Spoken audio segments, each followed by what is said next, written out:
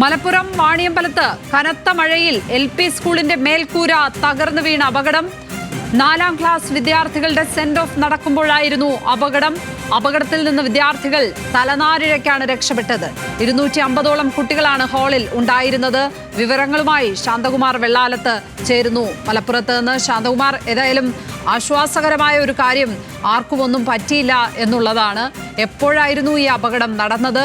എന്താണ് സംഭവിച്ചത്? ഇത് വേണ്ടത്ര ഉറപ്പില്ലാത്ത മേൽക്കൂരയായിരുന്നോ? എന്തെങ്കിലും പ്രശ്നങ്ങൾ ഉണ്ടായിരുന്ന മേൽക്കൂരയായിരുന്നോ? ലക്ഷ്മി, ഇന്ന് വൈകിട്ട് 3 മണിയോട് കൂടിയാണ് മലപ്പുറം ജില്ലയുടെ മലയോര മേഖലകളിലാകെ വലിയ തോതിൽ കാറ്റും മഴയും ഇടിയുമെല്ലാം ഉണ്ടായത്.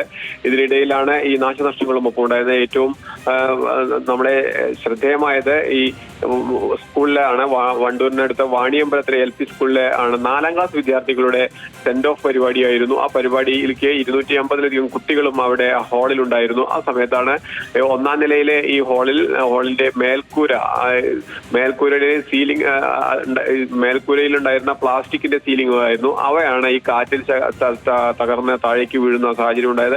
ഉടൻ തന്നെ അധ്യാപകർ ഇടപെട്ട് പെട്ടെന്ന് കുട്ടികളെ അവിടെ നിന്ന് മാറ്റിയത് കൊണ്ട് മാത്രമാണ് വലിയ ഒരു അപകടത്തിൽ നിന്നും രക്ഷപ്പെട്ടതെന്ന് തന്നെ പറയാം. അതിനുശേഷം അതിന്റെ ആസ്പെറ്റോ ഷീറ്റായിരുന്നു. ആസ്പെറ്റോ ഷീറ്റിനെല്ലാം കേടുപാട് സംഭവിച്ച് വെള്ളം അകത്തേക്ക് വരുന്ന സാഹചര്യം വരെ ഉണ്ടായി. പക്ഷേ അപ്പോഴും കുട്ടികളെല്ലാം മാറ്റാൻ കഴിഞ്ഞത് വലിയ ആശ്വാസകരമാണെന്ന് അധ്യാപകർ തന്നെ പറയുന്നുണ്ട്.